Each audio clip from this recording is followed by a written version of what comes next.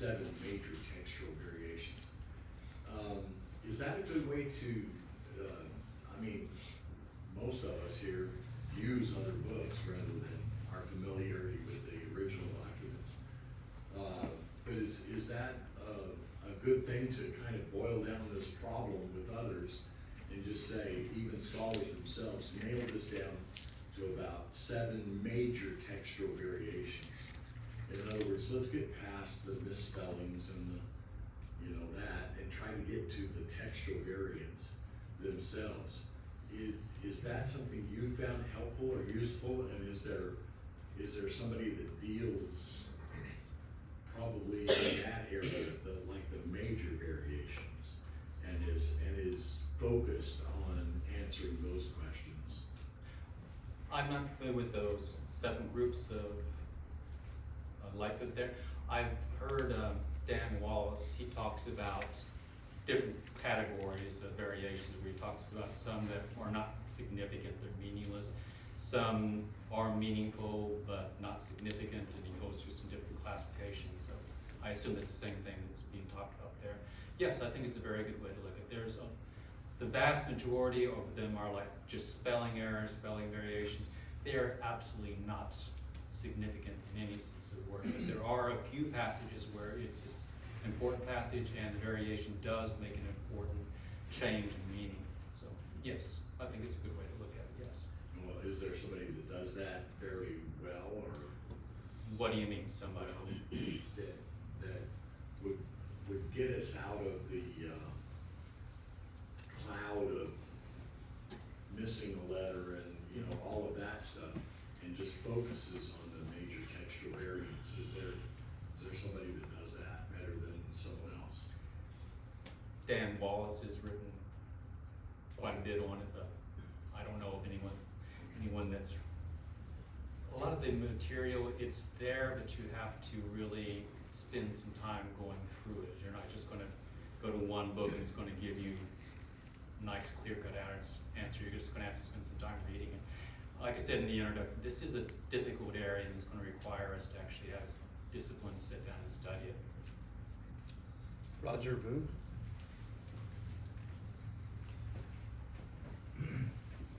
Thank you, Roger. I appreciated it very much. But some years ago, a few years ago, in a private conversation, I said, this is what I do. And they said, you should have said that in the questions. So here I am. What I do, I'm not as studied as you on this by any means. In fact, very little. But practically what I do, I use a New King James Bible, and it has those notes at the bottom, like you mentioned at the beginning. And whenever I find a passage, and this becomes significant to us in Acts 8 in the Ethiopian, that says both the NU, the Nestle United Bible Society, and the majority text disagree with this, I say okay. And I don't, I use Acts 8, I might in some situations, but I just wouldn't use it in the same way that I would have much earlier in my life. I look for other places. In Matthew 16, Jesus is the Son of God. I look for other places to say the same thing. Yes. So when I look at the bottom of my Bible, and I'm just putting this out there, and you can comment on it, and it says NU and majority text both disagree, I say okay, and I run with that. I don't know if you would have any comments on that, but that's what I had to say. Yeah, it's difficult for us when we have the translation that we grew up reading to us, that is the Bible. And so yeah, it's kind of hard when we run across passages. But like I said, there's some of them, there's just no textual support for them. Like if you turn to the very end of Revelation, it's got one of those passages, like you said, that has the NU and the NT do not have this word in this place. So it demands some humility of us to say, yes, translations aren't perfect, texts aren't always perfect. So yeah, I agree with you, yes. Richard Bunner. Brother, I appreciated your remarks. Very, very informative, I think beneficial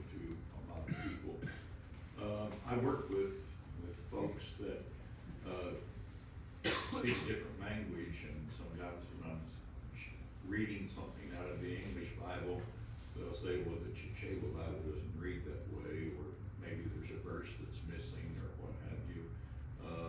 And when there's a verse missing, like Acts 8, verse 37, I then have to explain, well, why is the English Bible different from the Chichewa Bible? And I have a group of young men that I study with each year. They're pretty brilliant. And we went through the process each evening as our study would draw to a close. I'd say, okay, before you go to bed, I want you to write. We went through the book of Acts first, and we went through another book later, but I want you to write Acts chapter 1, each of you, in your notebook. And then the next morning, when they get up, we would open Acts chapter 1, and I'd say, I want you to open your, what you wrote, and somebody would read it. And I said, raise your hand if you disagree with him, as he's going, well, every day, someone said, he's made a mistake. Well, sometimes the person raising his hand had made the mistake, and sometimes it was the reader that made, but they got the idea of handwritten copies. It's easy to leave out a word or to transpose words, like Lord Jesus or Jesus, Lord, Lord. And they could see how that there would be variations, but they were insignificant as far as, what was actually being written. I don't know if that's a good exercise for folks, but I do know one thing. I make these guys write books of the Bible. They learn the Bible a whole lot quicker by writing every evening a chapter out of the Bible, and so they become pretty good Bible students.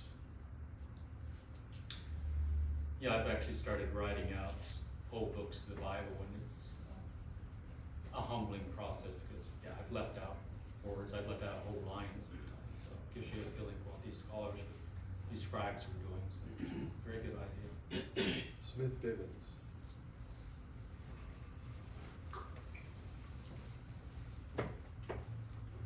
I just wanted you to give us some advice about good resources for reading, maybe at a very basic level for young people, and at maybe a little bit higher level for people who have to deal with this in their work, maybe apologetics, such as that.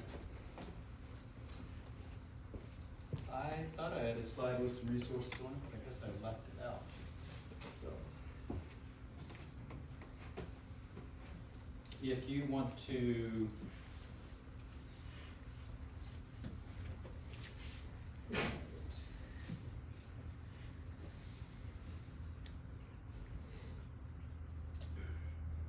guess I reloaded the wrong set of slides. Okay, if you want to look at like those contracted forms of the names and how the use of the codex, earliest Christian artifacts by Larry Pitardo is a very good one. You want to answer some of the things like Bart Ehrman would say, there's myths and mistakes, New Testament Bible criticism, and those are at least two good places to get started with. Aaron Newman.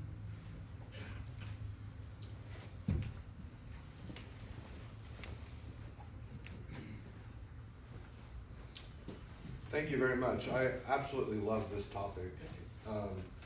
I wanted to, you brought up Bart Ehrman, and a lot of people, he's getting very popular. A lot of people are quoting his book, misquoting Jesus. And when I was researching this topic for one of my lessons, he actually did an interview that is in the appendix of the Misquoting Jesus book. And I don't know if it's in all of the books, but unfortunately I bought it, so I gave him some money.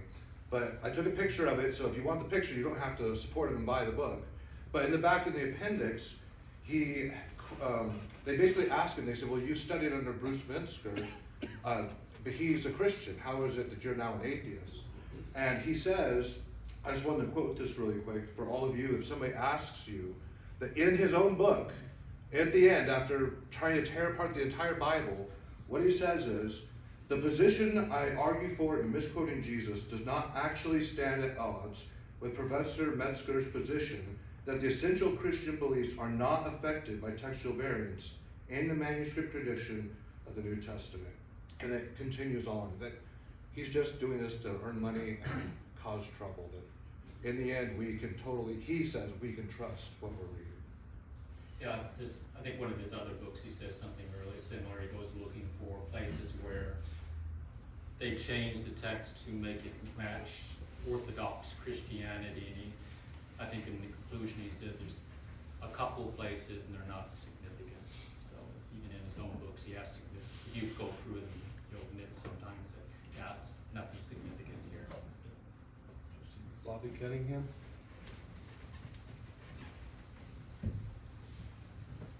Thank you. It was a very, very interesting presentation. I got a lot out of it. As you were going through the eras, I thought of a passage, 2 Peter 1:21. Holy men of God spake as they were moved by the Holy Spirit. So I'm trying to reconcile that verse with, they write, oh, I made a mistake. Let me go back and correct it.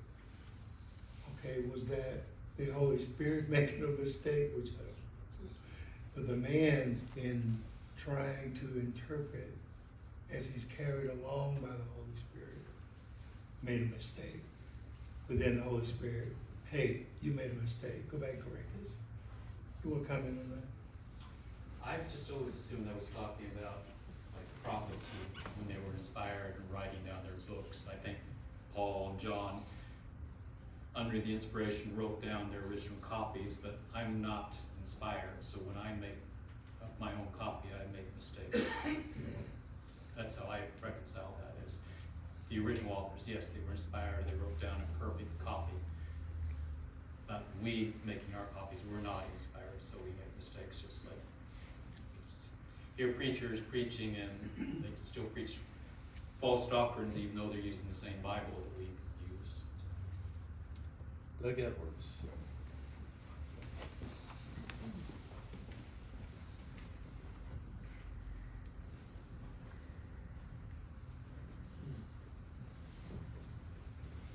Thank you, Roger. That was great. I have a question on the Greek word cross that you had up there in the two letters. Can you bring that slide back up?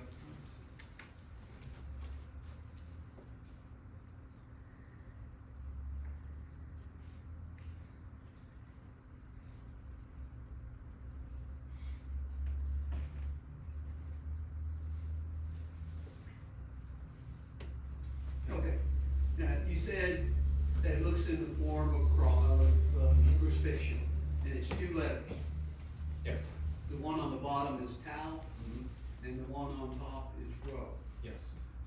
Okay, in the word for cross, have they just taken is the word rho in the word cross?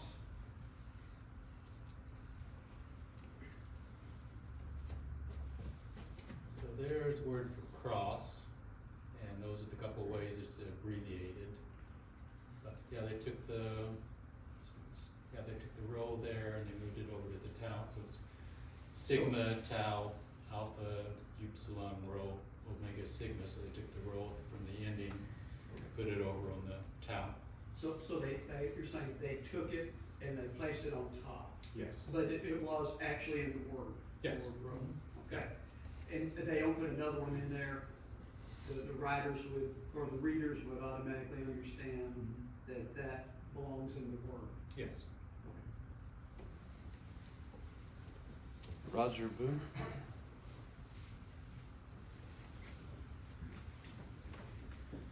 I just had another question. Typically, we often, and this is what was one of the great things about your talk, was you went back beyond, but typically we read about, and if I can say them right, the Sinaitic Coffee and the Vatican and the Alexander. We read about those three. And one of the critiques of those necessarily as being the foundation or proper foundation for translation is that the oldest is not necessarily the best. And yet, the people who take those three say they accept that oldest is the best. And yet there's an argument against that too, that the oldest isn't necessarily the best. Like, well, why do we still have this one? Why is it still there, you know? Anyway, would you have anything to say about oldest is the best or not the best? I don't think any of the modern Bible scholars still hold that. That's Westcott and Hort, when they came up with their one, they loved Codex Vaticanus. They really loved that one, really built it around them. Nowadays, yes, they still use Vaticanus and some of the others, but they use some of the later manuscripts, like there's some from the 9th and 10th century. Codex Minuscula 33, 1739, those are some that were written around the year 900 and 1000. Those are considered really important manuscripts, and they're much later. So, as I said, I don't think that's a modern thing. It's something very old, but nowadays the minuscules and the older ones are getting much more respect than they used to get. So I think this is a very old view that's not really held nowadays. David Griffin.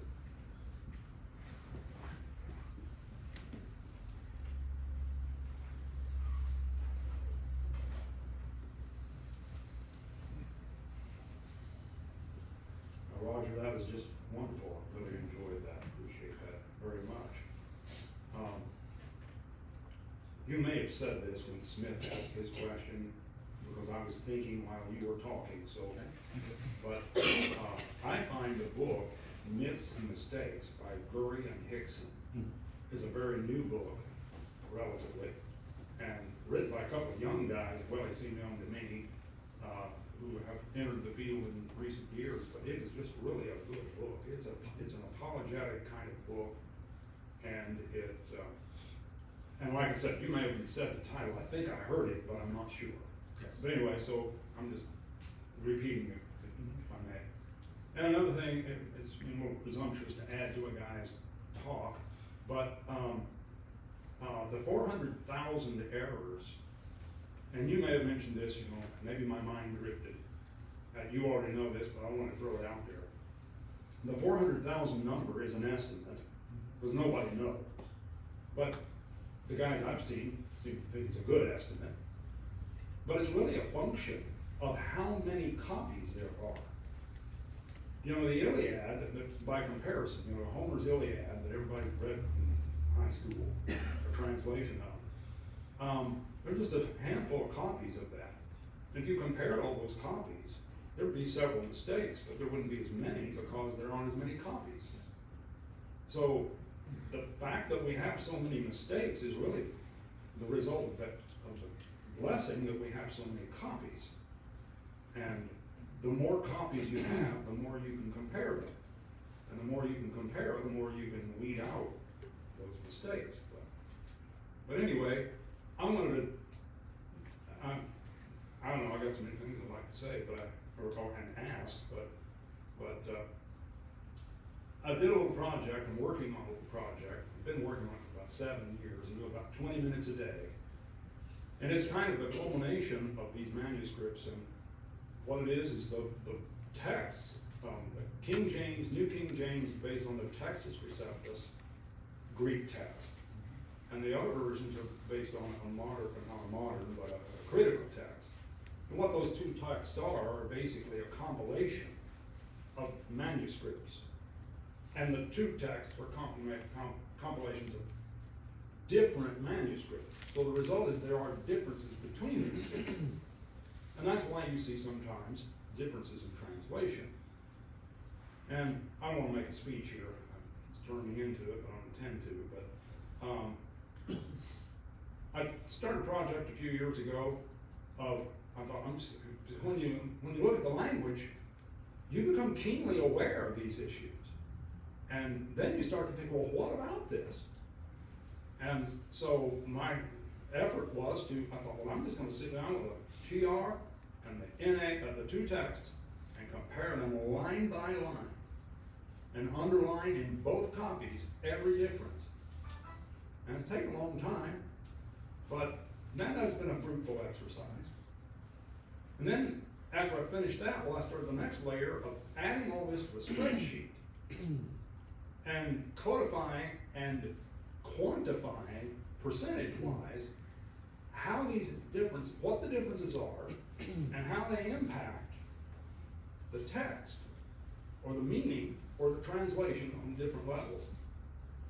Now, this may make some people very nervous to hear this, but the difference between the Textus Receptus and the Nestle Aland text is about 6,400 differences, because they're based on a different collection of manuscripts. So they're reflecting some of these differences.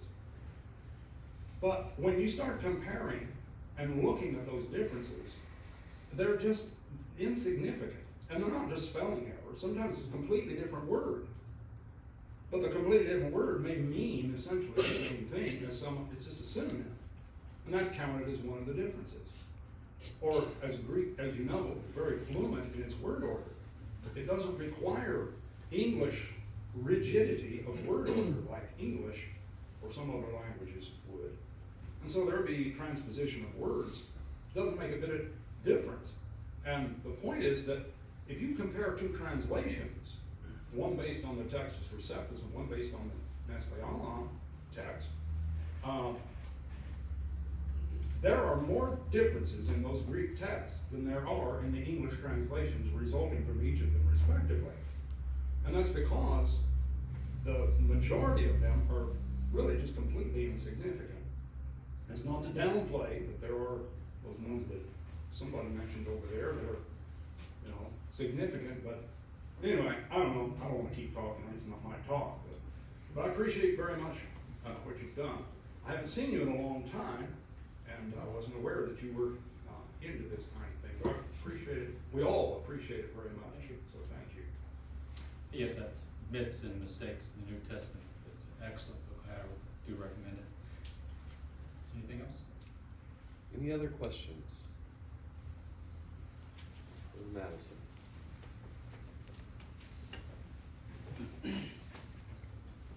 I think the difference also is with the apostles as well as the prophets. The mistake lied, as you plainly stated, in the understanding of the men that was putting it together. I think Brother Cunningham made a great example because of the Holy Spirit. Christ had given them the Holy Spirit to direct them, so whenever they made a mistake, the Spirit would guide them in the proper way that they should be speaking or directing what it needs to be directed to the members so that they could be aware. So then I have another question on top of that, but I really hate to ask this question. Got my attention. I know we talk about a number of interpretations of the Bible. Yeah, I mean it's too many to even try to explain. But then you got people, without saying the wrong thing, that there's a book that's been put together to guide everybody according to that book. The Queen's Bible. I know we stay far away from that as Christianity, but there is a book that will allow them to know that what they're doing is okay and really what it's not. So my question to you is, which book would you recommend? Let me say this, which Bible would you recommend the readers to pay more close attention to? That's one question. You mean which translation? Yes, sir. I have to be honest, I use a Greek Bible. I don't Sorry. The only time I use a translation is when I'm giving a lesson, and it depends on which one I pick up. I've used the NIV, the Christian Standard Bible, the English for, I don't use the translation myself, I just use the Greek. That's why I spend so much time studying it. I got tired of having to deal with translation issues, so I just went back to the source. Sorry. Brother Art? Art Lynch?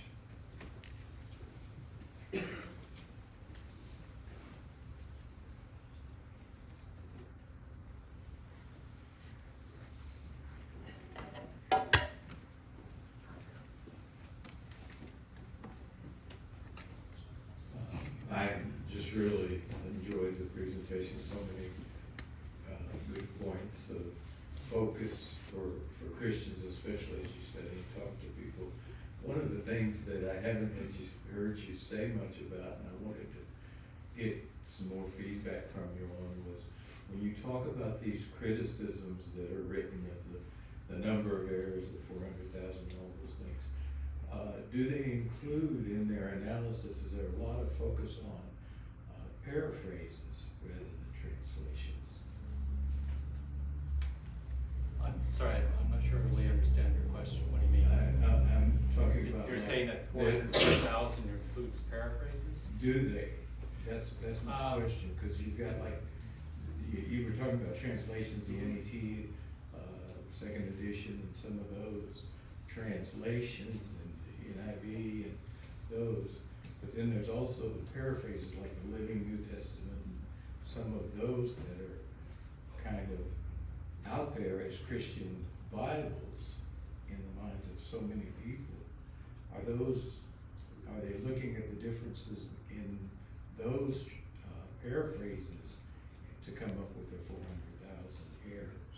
That's The 440,000 errors is just really talking about the original.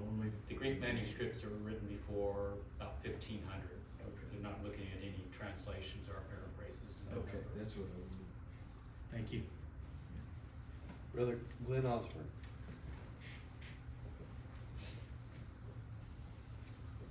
I kind of want to share a story too, but anyway, no, it really good.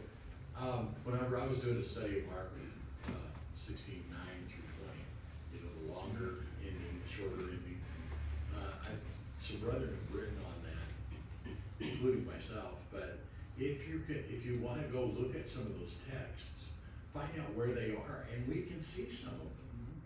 I mean, some of them, of course, are in the British Library, although they've kind of dismantled it from the history library, and you find it in their London library, which is interesting. But I got qualified as a reader for the National Library here, and I thought some of the text would be there. And as I was leaving, after going through this whole process of paper printing and everything else, I'm leaving, and I'm saying what I wanted to do was look at the manuscript section of the library, and she said, "Oh, honey, you've got the wrong place. That's in the Smithsonian, in the Freer Gallery." And I went, "Thanks, I just wasted all morning, and I gotta go over there." But, and I went over there, and somebody else wanted to share my time of looking at the extended version, the Washingtonian Codex. And he was a German writer doing research. And I felt like a child, in a library, because he was going, look at this, look at this, look at this. And I go, what are you here for? And I go, I just want to see it. I felt like an idiot. But it's kind of interesting, but you can't see that. And by the way, the Washingtonian Codex is really beautiful. Whenever they say it's beautiful, it really is. But I just want to say, especially for those who their faith may be challenged by some of these things, I think if you look at the variants, the major textual variants, you will find them restated in other passages, and just make note of that, because our young people do need to know some of the answers to some of this, and how confident we can be of the text, and that's what you're doing. Thank you very much for your talk. And I just want to say, if you want to go see the Washingtonian manuscript, it's in the Freer Gallery, part of the Smithsonian. And by the way, you have to make an appointment. And it's about behind 3 or 4 fire doors. And now I got to touch it. And they said they didn't even allow the Pope to do that 2 years earlier. So, felt very special. But go and look at some of these things, but, never mind. I really appreciate what you did today, thank you. Yeah, I think the University of Michigan also has some of them too. We've had a good discussion this morning. We're at the end of our time for questions. So Brother Roger, do you have any concluding remarks? No. Okay, well, thank you so much for your presentation. We're gonna break until 10:30.